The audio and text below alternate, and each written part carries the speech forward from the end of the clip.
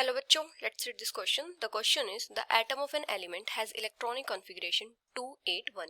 Which of the following elements is similar with it in chemical reactivity? And the options are potassium, chlorine, aluminium and argon. तो यहाँ पे हमारा की concept क्या हो जाएगा?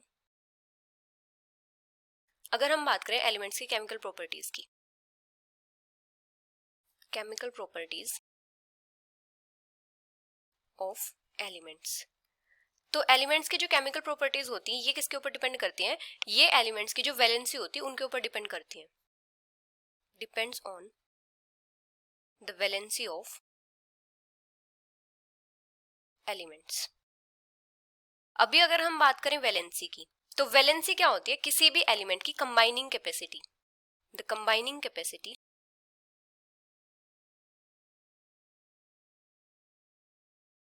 Of an element to complete its octet.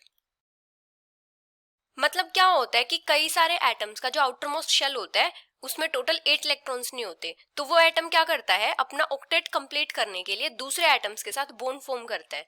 तो इसको हम क्या बोलते हैं? वैलेंसी. वैलेंसी क्या होती है कि कोई भी एटम अपना ऑक्टेट कंप्लीट करने के लिए टोटल कितने बॉन्ड्स फॉर्म कर रहा है.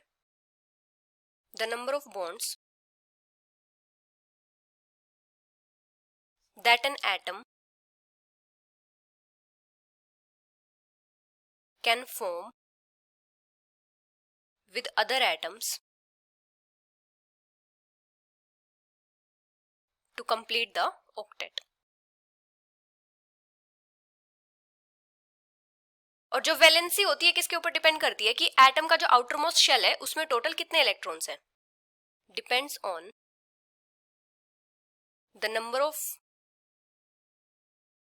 electrons present in the outermost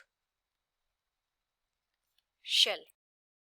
अभी क्या होती है? जिन एलिमेंट्स के आउटरमोस्ट शेल में सेम नंबर ऑफ इलेक्ट्रॉन्स होते हैं उनकी वैलेंसी भी क्या होती है? सेम होती है. तो इसका मतलब क्या होगा कि उनकी जो केमिकल प्रॉपर्टीज होंगी वो भी सेम होंगी. तो हम क्या बोल सकते हैं?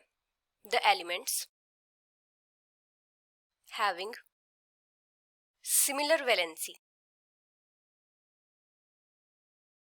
will have the similar chemical properties. अभी हमें इलेक्ट्रॉनिक कॉन्फ़िगरेशन क्या दी है? 281. तो इसका मतलब क्या है कि ये जो एलिमेंट है इसके आउटरमोस्ट शेल में एक इलेक्ट्रॉन प्रेजेंट है, मतलब इसकी जो वैलेंसी है वो क्या है? 1 है. तो अभी हमें ऑप्शंस क्या गिवन है? फर्स्ट गिवन है पोटेशियम. पोटेशियम का एटॉमिक नंबर होता है 19, तो इसकी इलेक्ट्रॉनिक कॉन्फ़िगरेशन क्या हो जाएगी?